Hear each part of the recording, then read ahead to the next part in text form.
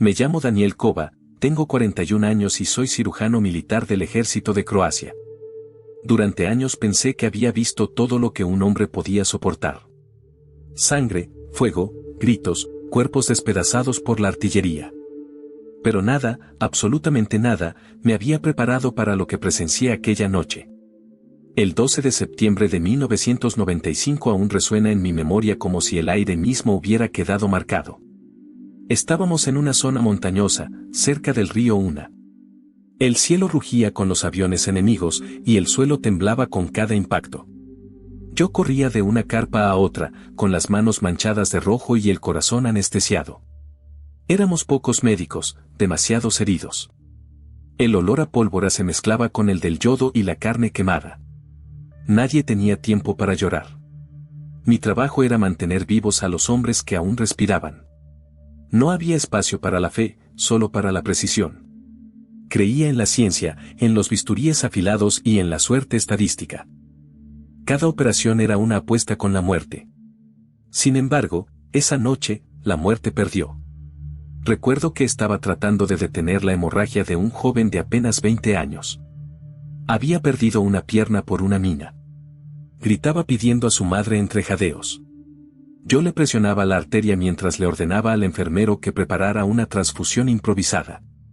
Entonces, una explosión cercana hizo temblar toda la carpa. La lámpara colgante se apagó y quedamos en penumbra. Por un segundo, solo se oyeron los quejidos y el zumbido lejano de los disparos. Y de pronto, el silencio. Un silencio tan profundo que me heló la sangre. Giré hacia la entrada, y lo vi. Una figura alta, vestida de blanco, caminaba entre las camillas. Su túnica parecía moverse sin tocar el suelo, y una luz suave emanaba de su cuerpo, no como el destello frío de una linterna, sino como un resplandor vivo, tibio, casi humano. No podía distinguir su rostro, pero su presencia imponía paz. Pensé que era una alucinación causada por el cansancio, hasta que vi como el primer soldado, aquel al que yo no había podido salvar, abrió los ojos. Sus labios temblaron, buscó aire, y respiró. El color volvió a su rostro. Un segundo soldado, que yacía con el pecho perforado, se incorporó lentamente. No sangraba más. Los demás médicos se quedaron paralizados. Nadie hablaba. Nadie se movía. La figura extendió su mano sobre los heridos, uno por uno. Cada vez que lo hacía, un leve fulgor cubría los cuerpos destrozados, y las heridas se cerraban. El aire se volvió distinto, denso, como si el tiempo mismo se hubiera detenido. No sé cuánto duró. Pudo haber sido un minuto o una eternidad. Cuando quise acercarme, una corriente de calor me recorrió el cuerpo entero. No sentí miedo, sino una mezcla de asombro y una paz que jamás había experimentado. Quise preguntar quién era, pero mi voz no salió. Entonces, el hombre de blanco se volvió hacia mí. No dijo nada. No movió los labios. Pero dentro de mi mente escuché con claridad una frase. Tú también eres mi instrumento. Y en ese instante, comprendí que todo lo que había creído imposible estaba ocurriendo frente a mis ojos. Yo, Daniel Kova, médico de guerra, testigo del horror y del dolor humano, vi con mis propios ojos al hombre de blanco caminar entre los heridos y devolverles la vida. Nací en una pequeña ciudad al norte de Croacia, en una familia que valoraba el trabajo duro más que las palabras. Mi padre era mecánico y mi madre maestra de primaria. En casa no se hablaba mucho de religión, la fe era algo que se daba por sentado, como la lluvia o el invierno. Íbamos a misa en las fiestas grandes, más por costumbre que por convicción. Desde niño aprendí que lo que contaba era hacer, no creer. Siempre tuve una mente analítica. Desarmaba relojes, cortaba ranas en el laboratorio y me fascinaba entender cómo funcionaba el cuerpo humano. A los 17 años, cuando el país empezaba a dividirse por tensiones políticas, yo solo soñaba con estudiar medicina y salir de aquel lugar donde todos hablaban de guerra y de pasado. La ciencia era, para mí, una puerta hacia la razón, un refugio frente a la superstición. Ingresé a la Universidad de Zagreb y pasé los años más intensos de mi vida entre libros, guardias nocturnas y un café amargo que nunca se terminaba. Me gradué con honores, decidido a especializarme en cirugía de trauma. No lo hacía por altruismo, sino por desafío, quería vencer al destino, al azar, a la fragilidad del cuerpo humano. Cada operación exitosa me confirmaba que el hombre podía dominar la muerte con sus propias manos. Cuando estalló la guerra, no tuve elección. Fui reclutado como cirujano militar. Al principio pensé que mi deber era simplemente salvar vidas. Pero en el campo de batalla descubrí algo más brutal: la guerra no solo destroza cuerpos, también devora el alma. Recuerdo mi primera noche en el frente. La oscuridad era tan densa que parecía que el cielo se había caído sobre nosotros. Los gritos de los heridos resonaban entre los árboles y cada destello de fuego iluminaba rostros que nunca olvidaré. Yo tenía 29 años y sentía que el mundo se desmoronaba a mi alrededor. Intentaba mantener la calma, dar órdenes, improvisar hospitales con lonas y cajas de munición. Pero por dentro, algo se rompía. Durante los primeros meses, me volví una máquina. Dormía 3 horas, comía pan duro y café frío, y operaba hasta que las manos se me entumecían. Vi morir amigos, enfermeros, incluso niños atrapados en medio del fuego cruzado.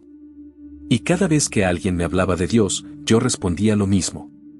Si Dios existiera, no permitiría esto. Esa frase se volvió mi escudo, mi justificación para no sentir. No rezaba, no miraba el cielo, no pensaba en el alma. Solo había cuerpos que reparar, corazones que masajear, pulmones que coser. En mi mente, la fe era un lujo de los que no habían visto la guerra. Hubo una noche que marcó mi desconfianza para siempre. Intenté salvar a un compañero, Marco, que había sido alcanzado por una bala en el cuello.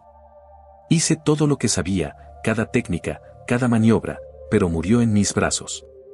Me quedé horas mirando su cuerpo, con una rabia que me quemaba por dentro.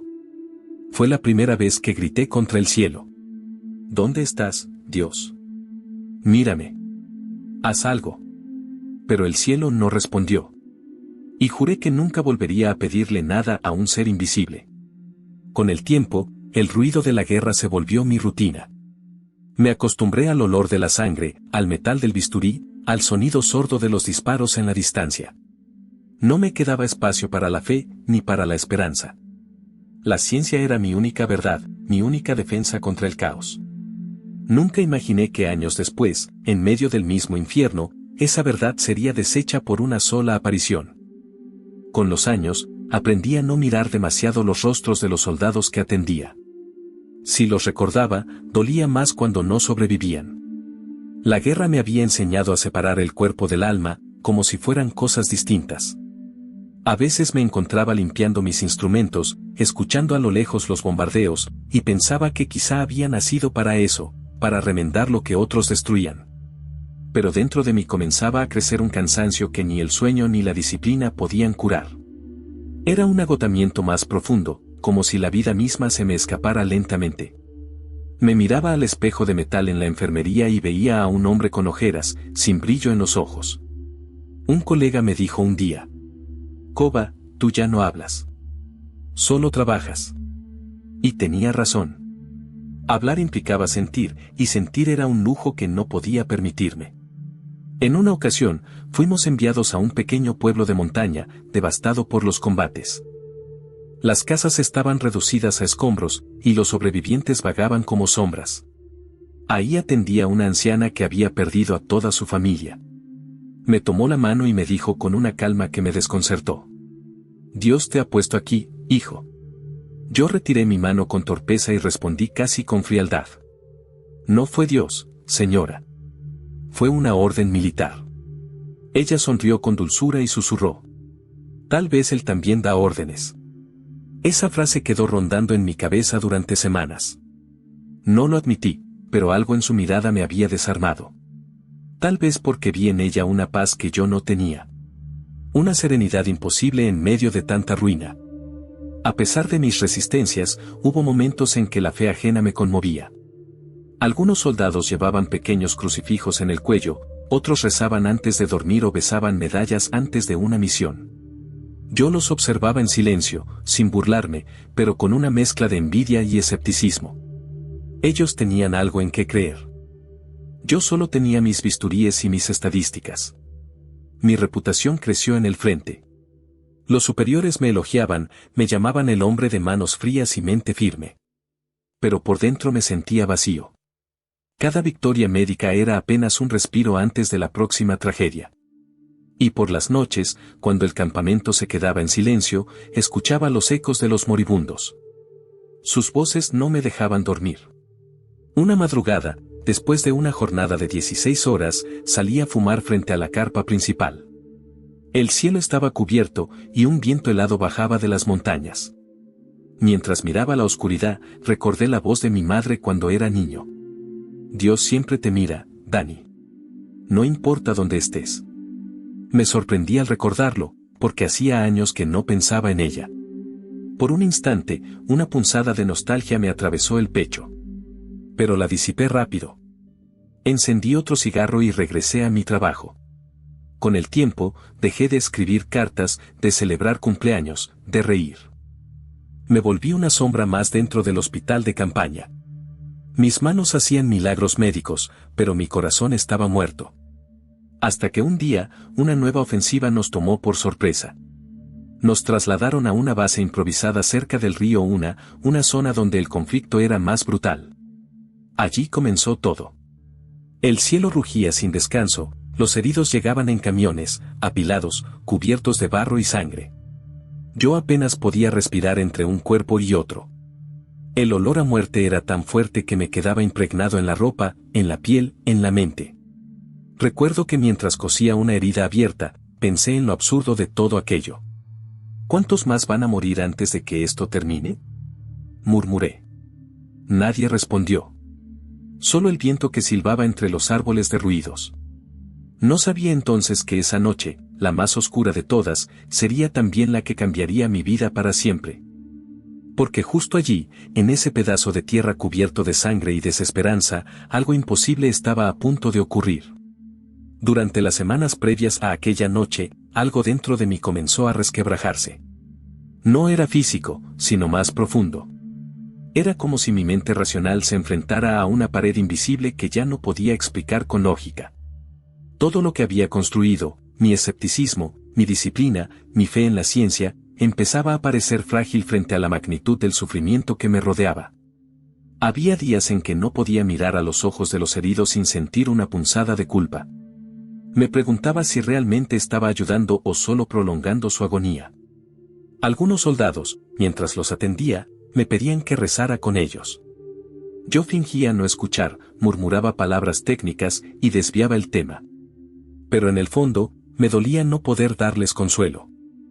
Una tarde, mientras suturaba a un joven musulmán que había sido alcanzado por metralla, él me tomó la muñeca con fuerza. Tenía los labios partidos y los ojos encendidos por la fiebre.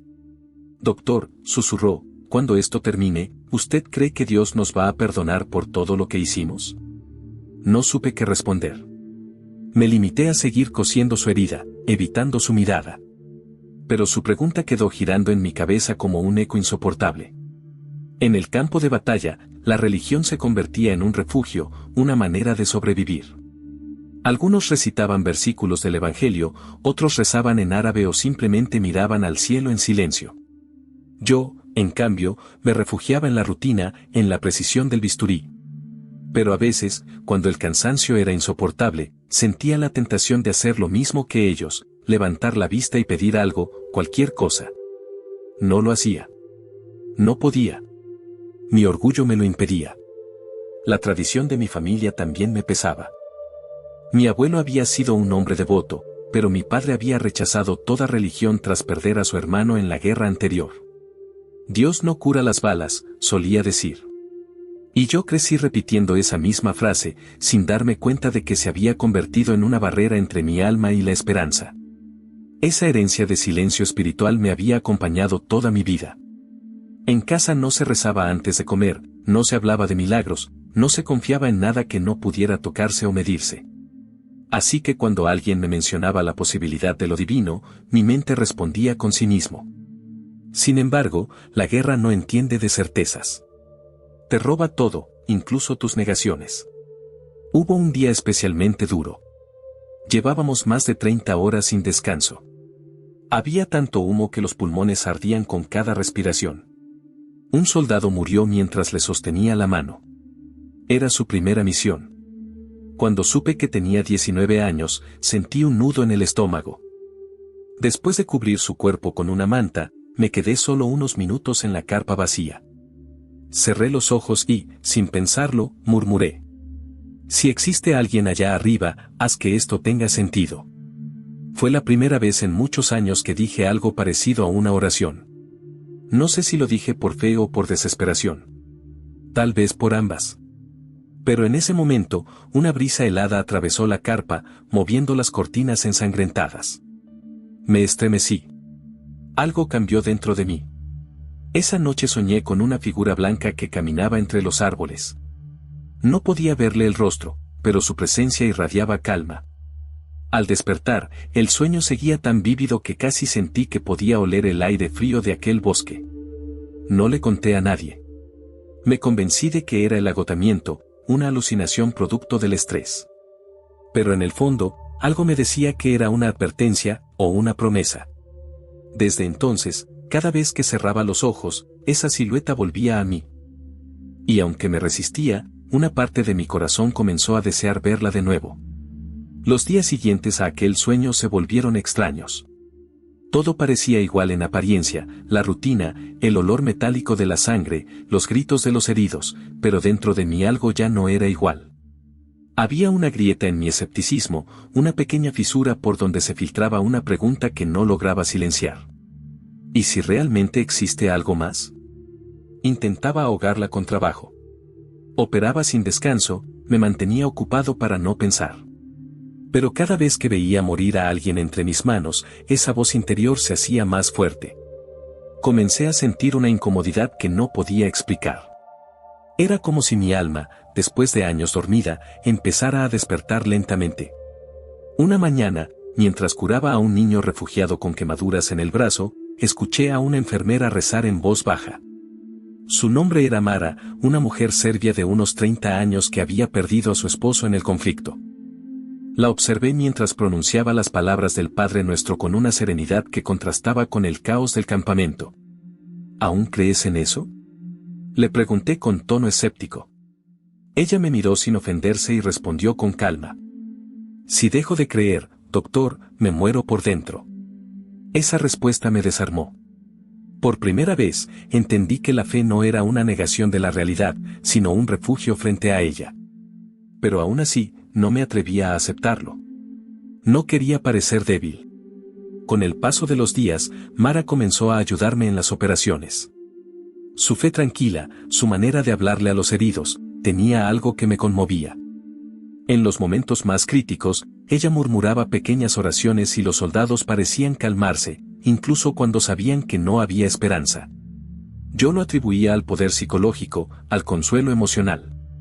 Pero en secreto, envidiaba esa paz que le daba fuerza para seguir. Una tarde, mientras lavábamos instrumentos junto al río, ella me dijo: Dios no te ha olvidado, Daniel. Solo estás demasiado cansado para escucharlo.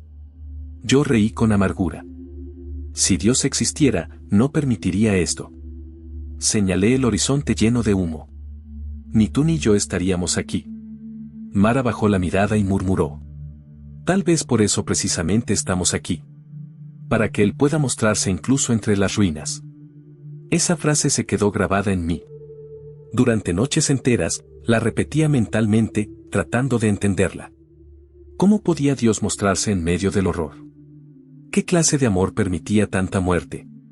Las tradiciones espirituales del lugar se mezclaban entre los soldados. Algunos ortodoxos colgaban íconos en sus mochilas, los católicos llevaban rosarios, los musulmanes extendían sus alfombrillas para orar al amanecer.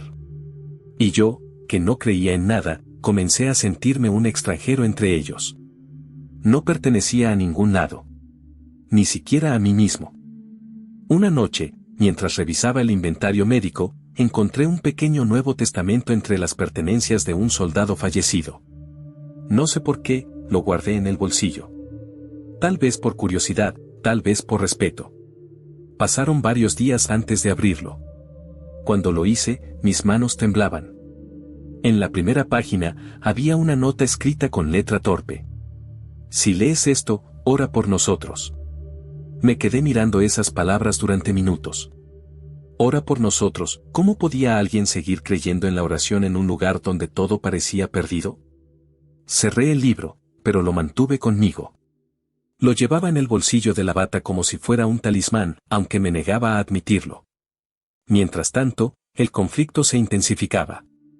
Cada día llegaban más heridos, más gritos, más desesperación. Pero junto con el caos, algo diferente comenzaba a manifestarse. Pequeños destellos de esperanza, un soldado que sobrevivía contra todo pronóstico, una enfermera que encontraba fuerzas para cantar himnos mientras limpiaba las heridas. Yo observaba todo aquello y me sentía dividido. Una parte de mí seguía aferrada a la razón. La otra empezaba a sentir un llamado, una presencia, algo que no podía explicar con bisturíes ni teorías. Fue en ese punto cuando comencé a aceptar, aunque en silencio, que tal vez había más verdad en los rezos de Mara que en todas mis certezas acumuladas. Y sin saberlo, mi alma se estaba preparando para lo que estaba por venir. La noche del 12 de septiembre de 1995 comenzó como tantas otras, con gritos, humo y el eco lejano de las explosiones. El aire olía a tierra quemada y a miedo. Llevábamos 3 días sin dormir más de 1 hora seguida. Las carpas del hospital improvisado estaban repletas, los generadores fallaban y los medicamentos se agotaban. Yo caminaba entre camillas, con el cuerpo exhausto y la mente al borde del colapso. Mara, la enfermera serbia, estaba conmigo. Sus ojos rojos del cansancio aún conservaban un brillo sereno. Recuerdo que me dijo: «Doctor, esta noche será larga». Y lo fue. El bombardeo comenzó a las 10. El suelo vibró como si las montañas se partieran en dos. Corrimos a cubrirnos mientras el cielo se iluminaba con destellos naranjas. Los soldados heridos gritaban pidiendo ayuda, algunos intentaban arrastrarse fuera de la carpa, otros rezaban en voz alta. El caos era absoluto. Yo tomé mis instrumentos y comencé a trabajar. Tenía ante mí a 3 hombres con heridas graves, uno con el abdomen abierto, otro con un brazo destrozado, y un tercero que apenas respiraba. Mis manos se movían casi por instinto. El ruido era ensordecedor, el humo entraba por las rendijas de la lona, y el calor de las explosiones hacía que el aire se volviera irrespirable. Afuera, el cielo ardía. Dentro, la desesperación era total. En medio de esa locura, escuché una voz quebrada. Era un joven soldado, el mismo al que había atendido días antes. Tenía una venda en la cabeza y los ojos cubiertos de sangre seca. «Doctor, ¿usted cree que Dios está aquí?», me preguntó. No respondí. No podía. Mi garganta estaba seca. Mara, sin dejar de trabajar, le tomó la mano y dijo: «Dios nunca se ha ido». Él sonrió débilmente, y luego su respiración se detuvo.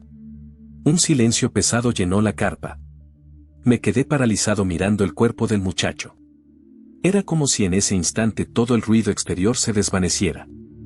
Sentí una presión en el pecho, una mezcla de rabia e impotencia. Golpeé la mesa metálica con el puño.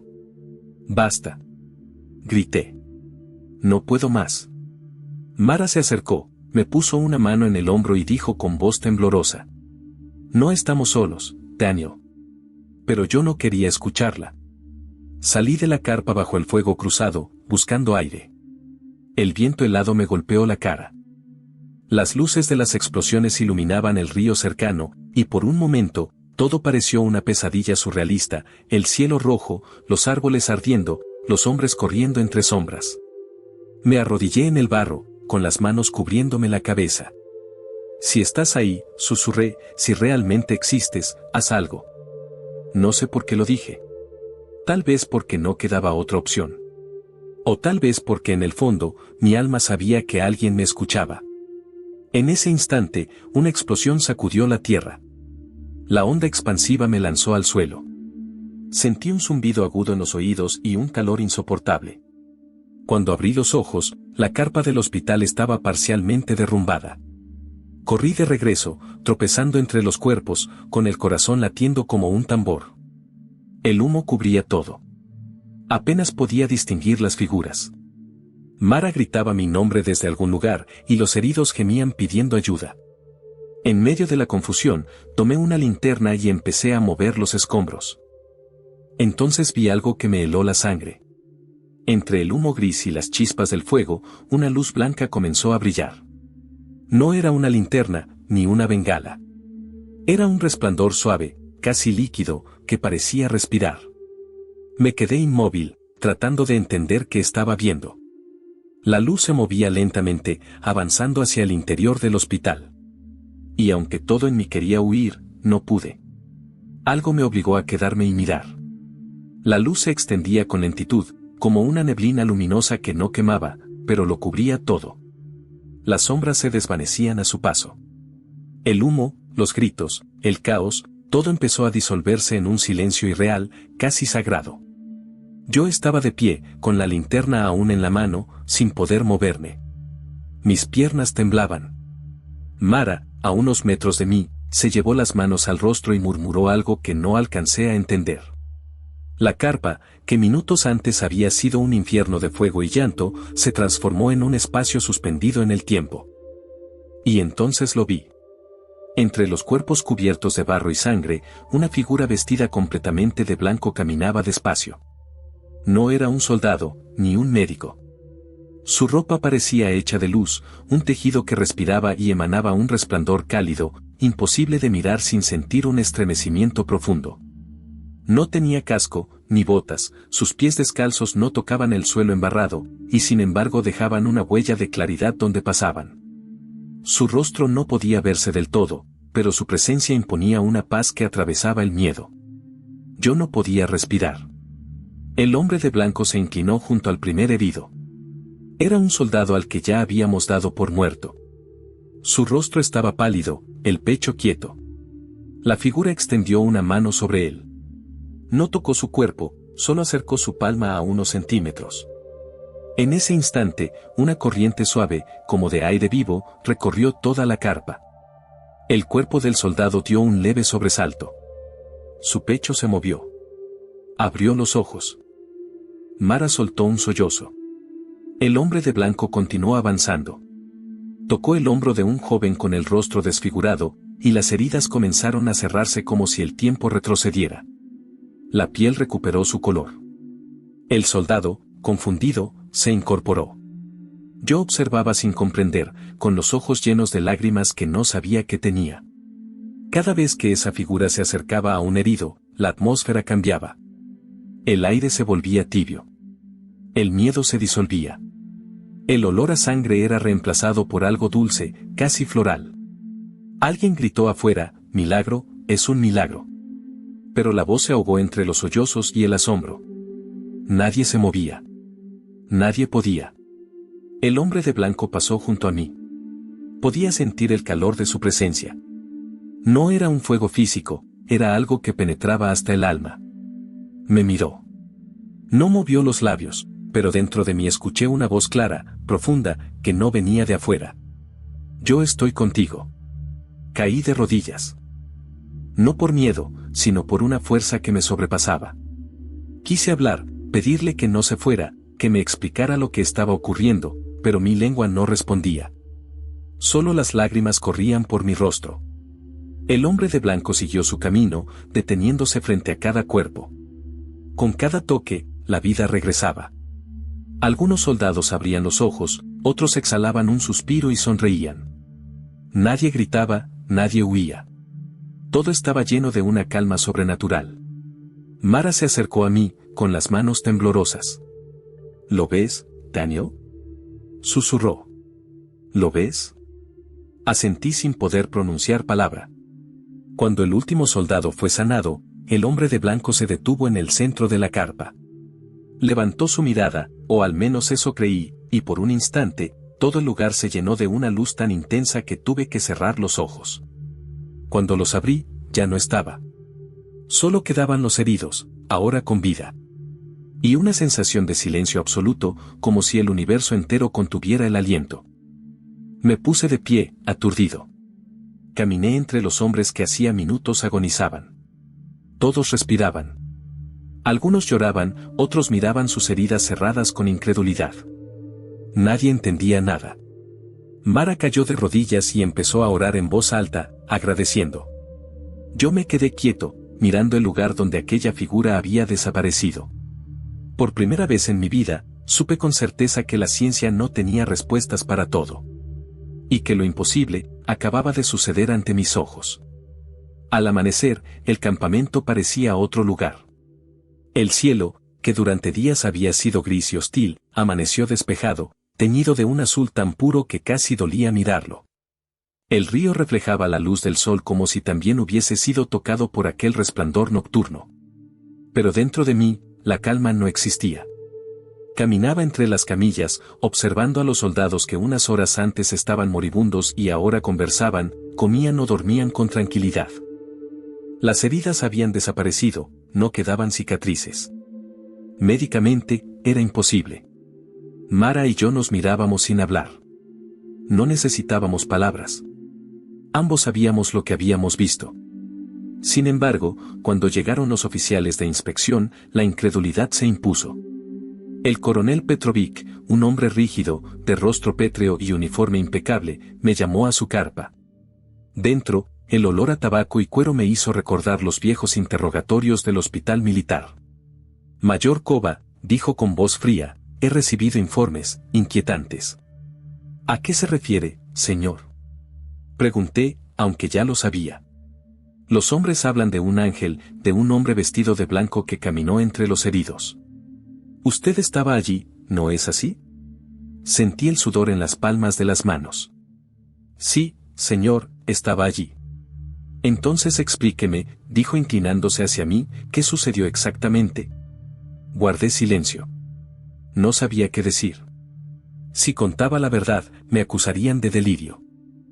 Si mentía, traicionaría lo que había presenciado. Hubo una explosión, respondí finalmente. Después, no sabría cómo describirlo. Los hombres comenzaron a recuperarse. Fue algo que no puedo explicar. El coronel me observó con una mezcla de desprecio y desconfianza. No necesitamos explicaciones religiosas, mayor.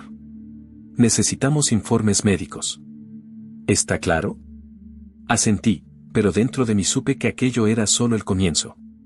Horas después, fui citado nuevamente, esta vez por un grupo de oficiales y médicos del alto mando. En la mesa había grabadoras y documentos. Querían un informe detallado. Algunos soldados dicen que vieron una figura brillante, dijo uno de los doctores. Otros aseguran que usted habló con ella. ¿Es cierto? Tragué saliva. Vi una luz, respondí. Y esa luz sanó a los hombres. Eso es todo lo que puedo decir. Hubo un murmullo. Uno de los generales se levantó con brusquedad. ¿Está insinuando un milagro, mayor Kova? ¿Durante una operación militar? No insinúo nada, señor. Solo digo lo que vi.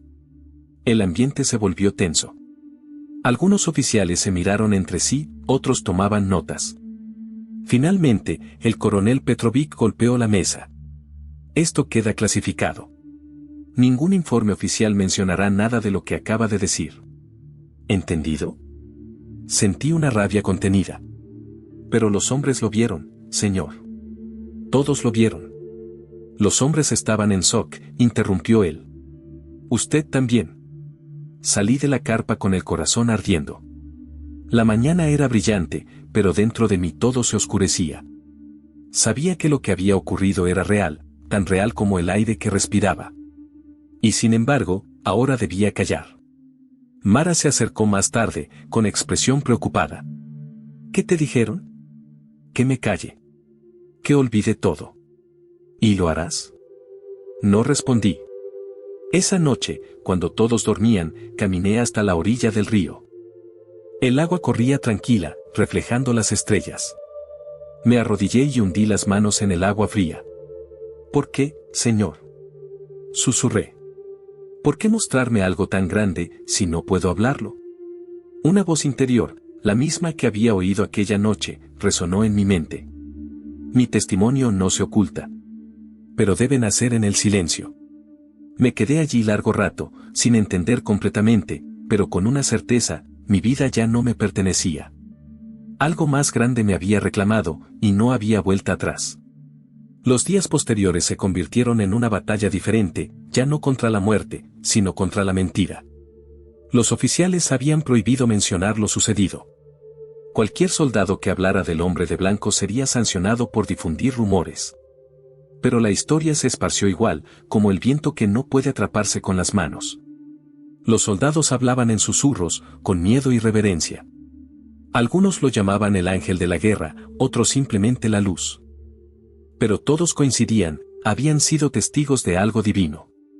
Yo intentaba mantener la calma, cumplir mis funciones, pero el ambiente en el campamento se volvió tenso. Cada vez que entraba en una carpa, las conversaciones se detenían. Me miraban con una mezcla de respeto y temor, como si yo fuera portador de un secreto peligroso.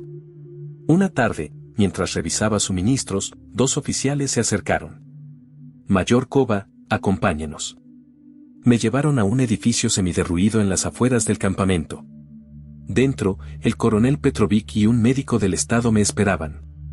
Sobre la mesa había una carpeta con mi nombre. Mayor, hemos revisado sus reportes, dijo el coronel. Hay inconsistencias. ¿Inconsistencias? Pregunté. Sí. Su testimonio sobre lo ocurrido la noche del 12 contradice los informes oficiales. Los hombres que dicen haber visto una figura luminosa parecen haber sido influenciados por usted. ¿Influenciados? Repetí incrédulo. ¿Me está acusando de manipularlos? El médico intervino con tono condescendiente. El trauma de guerra puede producir alucinaciones colectivas. No sería la primera vez. Mi corazón comenzó a latir con fuerza. Yo sé lo que vi, respondí. No fue una alucinación. No fue producto del estrés. Aquello fue real. El coronel se inclinó hacia mí, con los ojos encendidos por la rabia. Escuche bien, Kova. Usted es un oficial del ejército. No un predicador. No un profeta. Lo que haya visto o no, se queda aquí. Si insiste en hablar, será destituido, o peor. ¿Entendido? Asentí, pero dentro de mí una llama se encendió. No podía callar. Esa misma noche, cuando todos dormían, escribí un informe personal. No para el ejército, sino para mí. Describí cada detalle, la luz, la figura, los rostros sanados, las palabras que escuché. Era mi manera de preservar la verdad, aunque nadie más la creyera. Pocos días después, los rumores llegaron a los periodistas locales. Un medio extranjero publicó una nota breve sobre una misteriosa curación masiva en el frente croata. No mencionaban mi nombre, pero los superiores supieron que la fuente era interna. Me llamaron al cuartel central. El interrogatorio fue implacable. Me acusaron de poner en riesgo la seguridad militar, de difundir supersticiones. Me suspendieron temporalmente de mis funciones. Me obligaron a entregar mi arma y mi acreditación médica. Al salir de la oficina, un soldado que había estado presente aquella noche se acercó y me susurró. No se preocupe, doctor. Nosotros sabemos lo que vimos. Aquellas palabras me sostuvieron. Regresé al hospital de campaña por cuenta propia, sin permiso. Los hombres me recibieron con abrazos y lágrimas. Muchos de ellos habían cambiado desde aquella noche. Algunos comenzaron a leer la Biblia, otros rezaban antes de cada operación. Había una nueva esperanza en el aire, algo que ni las bombas podían destruir. Mara seguía allí, incansable. Me tomó la mano y dijo: te advertí que no sería fácil. Cuando la luz se manifiesta, la oscuridad responde. Tenía razón. A los pocos días, recibí amenazas veladas. Notas anónimas, miradas hostiles, susurros cuando pasaba. Mi nombre se había convertido en un símbolo incómodo, una grieta en la versión oficial. Sin embargo, no sentía miedo. Sentía propósito. Cada noche me arrodillaba junto al río y lloraba, aunque todavía no sabía cómo hacerlo. Solo repetía una frase. Gracias por dejarme ver. Gracias por confiar en mí. El sonido del agua me acompañaba, como si respondiera en silencio. Y aunque la guerra continuaba rugiendo a mi alrededor, dentro de mí se había encendido algo que ninguna orden militar podría apagar. Sabía que tarde o temprano, tendría que elegir, obedecer al hombre o seguir la voz que había escuchado aquella noche. Los días de suspensión me dejaron un silencio que nunca había conocido. Sin los sonidos del bisturí, los gemidos de los heridos o las órdenes de los superiores, mi mente comenzó a revivir cada segundo de aquella noche. No podía dormir. Cerraba los ojos y veía de nuevo esa luz moviéndose entre los cuerpos, escuchaba aquella voz dentro de mí, yo estoy contigo. No entendía por qué me lo había dicho. ¿Por qué a mí? Yo no era un hombre de fe, no era un sacerdote ni un santo. Era un cirujano endurecido por la guerra, un hombre que había maldecido a Dios más veces de las que podía contar. Y, sin embargo, él se había mostrado delante de mis ojos. Una mañana, mientras recogía mis pertenencias del hospital militar, encontré el pequeño Nuevo Testamento que había guardado semanas antes. Estaba sucio, doblado, con manchas de barro. Lo abrí al azar. Mis ojos cayeron sobre un versículo que pareció saltar de la página. Bienaventurados los que no vieron y creyeron. Me quedé inmóvil. Sentí que esas palabras eran una respuesta directa a mis dudas. Yo sí había visto, y aún así luchaba por creer. Me arrodillé en ese suelo polvoriento, y por primera vez, lloré sin vergüenza. Lloré por los muertos, por mis errores, por todos los años en que había cerrado mi corazón. Desde ese día, algo comenzó a transformarse. Empecé a visitar a los soldados no solo como médico, sino como amigo. Ya no hablaba solo de tratamientos o diagnósticos. Les preguntaba cómo se sentían, qué soñaban, qué les daba esperanza. Muchos de ellos me contaron cómo la visión del hombre de blanco los había cambiado también. Uno de ellos, el joven que había estado inconsciente aquella noche, me tomó del brazo y dijo con lágrimas en los ojos: «Doctor, yo sé que él me tocó». Sentí calor, como si me encendieran el alma. Desde entonces, ya no tengo miedo de morir. Sus palabras me estremecieron. Entendí que el milagro no había sido solo físico. Había ocurrido algo más profundo, algo que la medicina jamás podría registrar.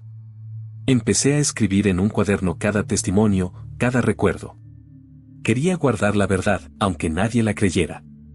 En cada línea sentía que no era solo mi historia, sino la de todos los que habían sido testigos de la luz. Una noche, mientras revisaba mis notas, Mara se acercó. Llevaba un rosario entre los dedos. «Daniel», dijo con suavidad, «¿por qué escribes todo eso? Porque alguien tiene que contarlo. ¿Y si te cuesta caro?» Ya me costó más callarlo. Ella sonrió, con esa mezcla de ternura y tristeza que solo tienen los que han visto demasiado. «Dios te eligió por una razón», susurró. «Y cuando Él elige, también prepara el camino». Sus palabras me acompañaron durante días. Poco después, recibí la orden de ser trasladado a otra base, lejos del frente.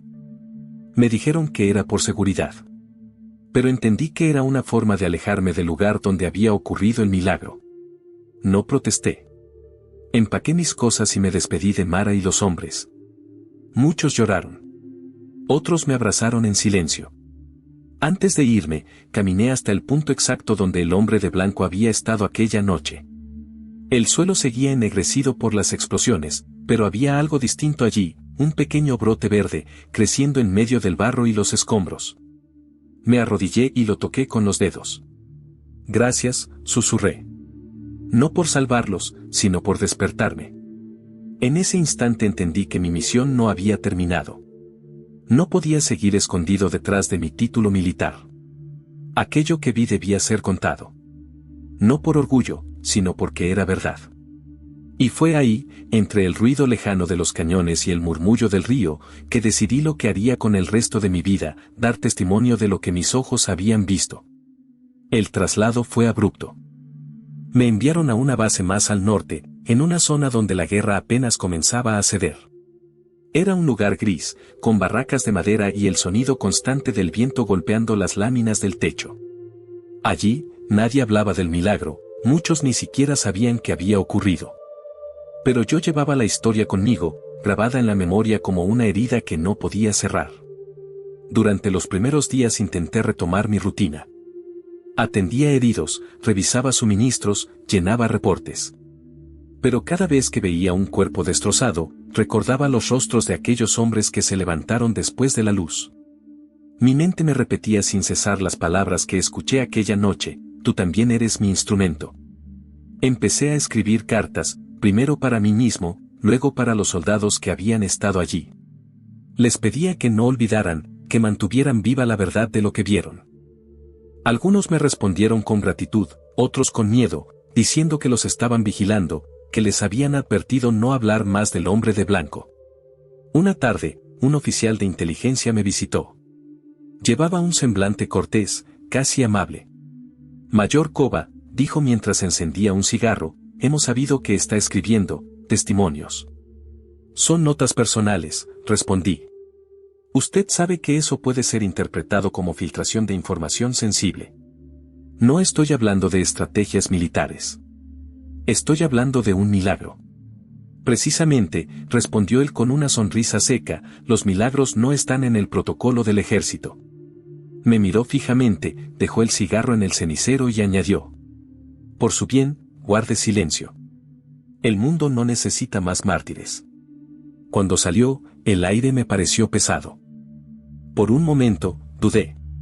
¿Valía la pena seguir? ¿No sería mejor callar, conservar mi carrera, mi reputación? Pero algo dentro de mí, esa nueva voz que ya no podía ignorar, me susurró con firmeza: el miedo no puede enterrar la verdad. Esa noche, tomé una decisión.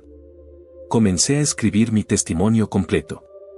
No un informe militar, sino una crónica viva, desde la primera explosión hasta el momento en que el hombre de blanco desapareció.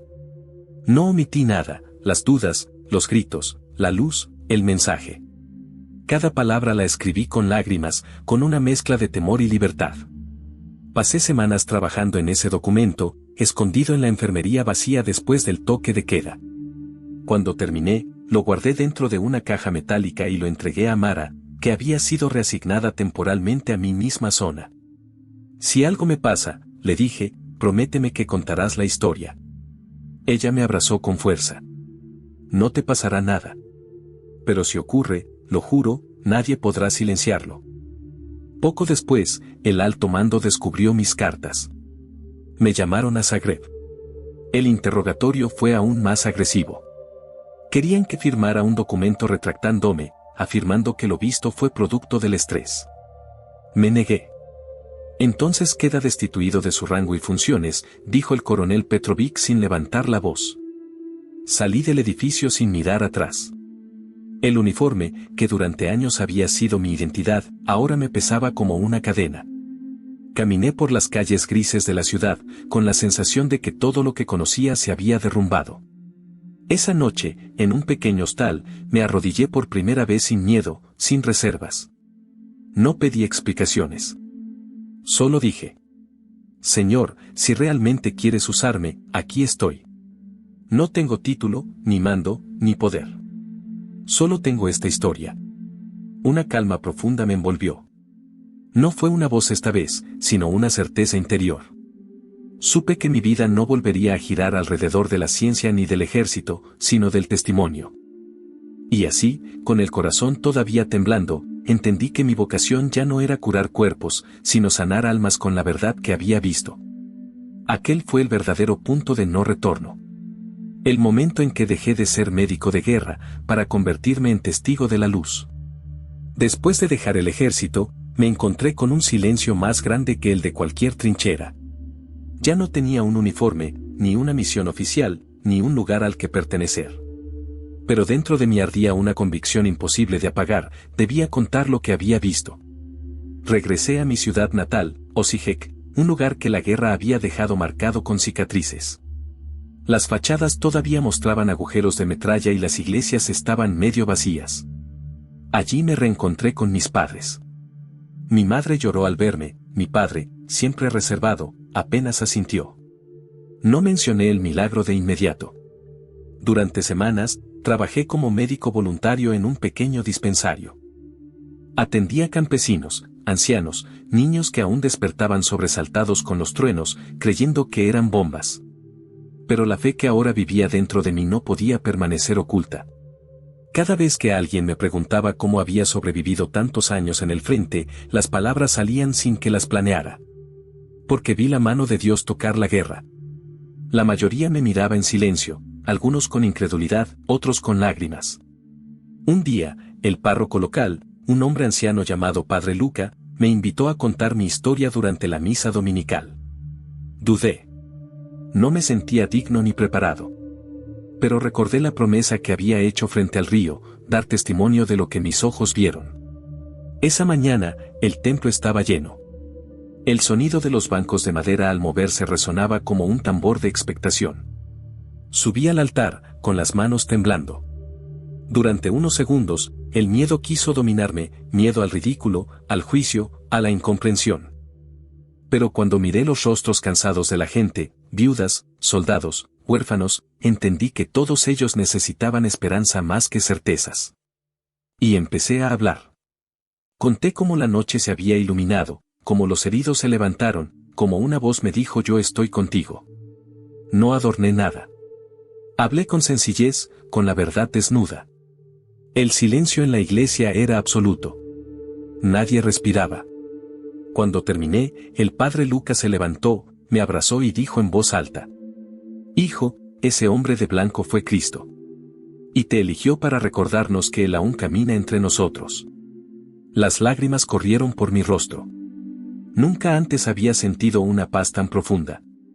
Fue como si el peso de todos mis años de culpa y guerra se derritiera dentro de mí. Desde aquel día, comenzaron a invitarme a otros pueblos. La noticia se extendió rápido. Algunos venían por curiosidad, otros por fe. Había quienes me escuchaban con devoción y quienes se marchaban riendo, llamándome loco. Pero ya no me importaba. Sabía que no hablaba por mí.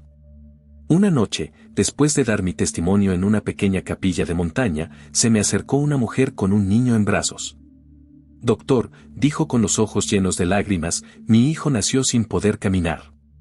¿Podría orar por él? Me quedé inmóvil. Nunca había orado por nadie. Yo no era pastor, ni profeta, solo un hombre que había sido testigo. Pero algo dentro de mí me empujó a hacerlo. Me arrodillé, puse mi mano sobre el niño y, con voz temblorosa, dije: Señor, tú que diste vida en medio de la muerte, toca también a este pequeño. La madre comenzó a llorar. No vi nada extraordinario en ese momento.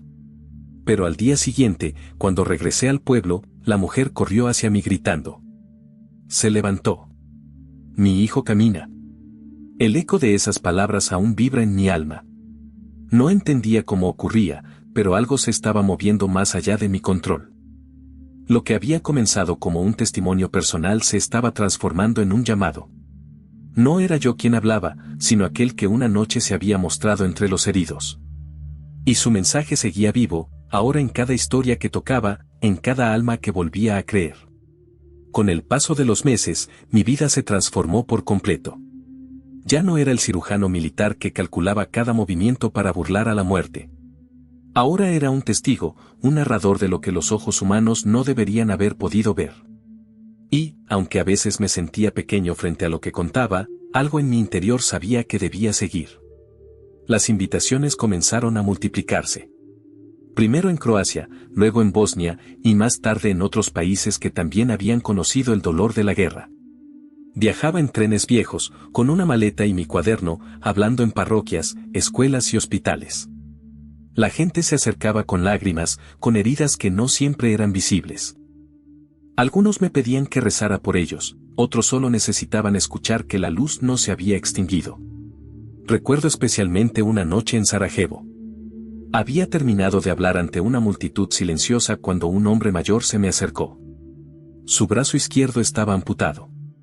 Me miró a los ojos y dijo con voz firme: Yo no estuve en su campamento, doctor. Pero esa misma noche, del otro lado del valle, vi la misma luz. Sus palabras me estremecieron. No era el único testigo. Comprendí entonces que aquella presencia no se había limitado a un solo lugar. Había cruzado montañas, fronteras, trincheras. Había tocado corazones donde la desesperanza reinaba. Sin embargo, no todos aceptaban mi historia con el mismo espíritu. En cada ciudad había quienes me recibían con los brazos abiertos y quienes me miraban con desdén. Algunos sacerdotes dudaban, otros temían que mi testimonio fuera malinterpretado. Un periodista de una revista internacional escribió un artículo titulado "El médico que confundió el trauma con fe". Al principio me dolió. Sentí rabia. Pero una noche, mientras oraba en mi habitación, volví a escuchar esa voz interna. No defiendas tu verdad. Solo vive en ella. Desde entonces dejé de intentar convencer a nadie. Simplemente contaba lo ocurrido con la misma humildad con la que se narran los hechos inevitables. Y algo sorprendente comenzó a suceder. Donde quiera que hablaba, personas volvían a reconciliarse, matrimonios rotos se acercaban, soldados atormentados encontraban paz. La luz que había visto esa noche se extendía ahora a través de las palabras. Un día, recibí una carta del Vaticano. Me invitaban a Roma para compartir mi experiencia ante una comisión eclesiástica. El viaje fue largo y silencioso. Me sentía nervioso, como si mi fe tuviera que pasar una prueba. Al llegar, me recibieron 3 sacerdotes y un obispo anciano. Me escucharon durante horas, sin interrumpir. Cuando terminé, el obispo cerró los ojos por un momento y dijo: "No necesitamos pruebas científicas, hijo. La verdad se reconoce por los frutos". Me bendijo con una sonrisa, y comprendí que no se trataba de buscar aprobación, sino de seguir dando fruto. A mi regreso, el movimiento creció más. En las aldeas por donde pasaba, la gente encendía velas blancas y cantaba himnos. En hospitales improvisados, médicos que habían leído mi historia comenzaron a orar antes de operar. No era un culto ni una organización, era una ola de fe sencilla que nacía en los corazones. Pero con la esperanza también vino el riesgo. Recibí amenazas anónimas de antiguos mandos militares. Me acusaban de usar la fe para manipular masas. Mi casa fue allanada en 2 ocasiones. Sin embargo, nunca volví a sentir miedo. Cada amanecer, al mirar el horizonte, recordaba el rostro invisible del hombre de blanco y repetía en silencio: "No temo al silencio, ni a la soledad, ni a la muerte". Porque aquella noche aprendí que la luz nunca abandona a los que la vieron. Y así, entre viajes, oraciones y nuevas almas que despertaban, comprendí que el verdadero milagro no fue la sanación de los cuerpos, sino la resurrección de la esperanza. Han pasado más de 20 años desde aquella noche en que vi al hombre de blanco caminar entre los heridos. El mundo ha cambiado, los uniformes son distintos, los mapas también. Pero cada vez que cierro los ojos, la luz sigue allí, viva, intacta, más real que todo lo que puedo tocar. Ya no soy médico militar. Vivo en un pequeño pueblo costero, frente al Adriático. Aquí el viento sopla con olor a sal y las olas me recuerdan que incluso el mar, con toda su fuerza, se inclina ante el silencio de Dios. Tengo un consultorio humilde donde atiendo pescadores, ancianos y niños. A veces, mientras curo una herida o escucho un corazón con el estetoscopio, siento una paz que no proviene de mí. Es como si cada paciente fuera un recordatorio de aquella voz que me dijo: "Tú también eres mi instrumento". A lo largo de los años, muchos me han preguntado si lo que vi fue real. Si no fue una ilusión, un sueño, un truco de mi mente exhausta. A todos les respondo lo mismo. Si aquello fue un sueño, entonces fue un sueño que sigue sanando vidas. Porque desde esa noche, he visto cosas que ningún libro de medicina puede explicar. He visto hombres duros quebrarse al recordar la luz. He visto mujeres encontrar consuelo en medio del dolor. He visto jóvenes descubrir propósito donde antes solo había miedo. Cada historia, cada lágrima, cada oración es una chispa del mismo resplandor que iluminó aquella carpa. No necesito pruebas. La fe no se demuestra, se vive. Hubo un tiempo en que me pregunté por qué Dios eligió aparecer en medio de una guerra. Con los años entendí que era precisamente allí donde más falta hacía. Porque la oscuridad no se vence con argumentos, sino con presencia. Él no vino a explicar el sufrimiento, vino a caminar entre él. Cada vez que hablo del hombre de blanco, la gente me pregunta cómo era su rostro. Nunca pude verlo con claridad.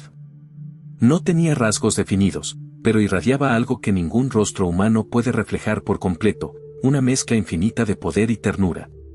No era solo luz. Era amor en forma de resplandor. A veces, al atardecer, me siento frente al mar con mi cuaderno viejo. Las páginas están gastadas, llenas de anotaciones y nombres. Algunos de los hombres que sanaron esa noche ya han partido de este mundo, pero sus familias siguen escribiéndome. Me cuentan que sus hijos crecieron escuchando el relato del ángel del frente. Yo sonrío y les digo: no fue un ángel. Fue Jesús. He comprendido que mi misión no terminó con la guerra. Mi verdadera vocación comenzó cuando decidí no callar. No soy un predicador ni un santo. Solo soy un testigo. Pero a veces, eso basta para encender la fe en los demás. Cuando el miedo intenta volver, cuando las sombras del pasado se asoman, repito en voz baja las palabras que cambiaron mi vida. Yo estoy contigo. Y todo vuelve a tener sentido. Hay noches en las que el viento sopla fuerte y la vieja lámpara de mi consultorio parpadea. Entonces cierro los ojos y casi puedo sentir esa misma presencia, cálida y serena, moviéndose a mi alrededor. No como un recuerdo, sino como una promesa viva. A los que me escuchan, les digo: si alguna vez te encuentras en medio del caos, si la vida te rompe y la oscuridad parece más grande que tu fuerza, no temas. La luz sigue caminando entre nosotros. Tal vez no la veas con tus ojos, pero la reconocerás por sus frutos: la paz en medio del dolor, la esperanza en medio del llanto, el amor donde todo parecía perdido. Yo, Daniel Kovac, un hombre que una vez no creyó en nada, doy testimonio de que vi al hombre de blanco. Y lo que vi cambió mi existencia para siempre. Porque cuando la ciencia me llevó al límite y la razón me abandonó, él apareció. No para responder mis preguntas, sino para sanar mi alma. Por eso, si escuchas esta historia, no la tomes como un mito, sino como un recordatorio de que lo divino no pertenece a los templos ni a los libros antiguos. Está vivo, se mueve, actúa, incluso en los campos de guerra. Y ahora, frente a ti, repito lo mismo que repito a cada persona que me escucha. Él sigue ahí. La luz no se apagó. Si alguna vez has sentido que el mundo se oscurece y que la fe se te escapa de las manos, recuerda estas palabras y escríbelas en tu corazón. Cursor blanco con forma de mano hacia la derecha: yo creo en el hombre de blanco. Escríbelo también en los comentarios, como un acto de fe, como una oración silenciosa que une a todos los que creen que la luz de Cristo aún camina entre nosotros. Suscríbete, comparte este testimonio y permite que la historia de Daniel Kova toque más vidas, más corazones, más rincones donde la esperanza parezca muerta. Porque cada vez que alguien pronuncia su nombre con fe, la luz vuelve a brillar.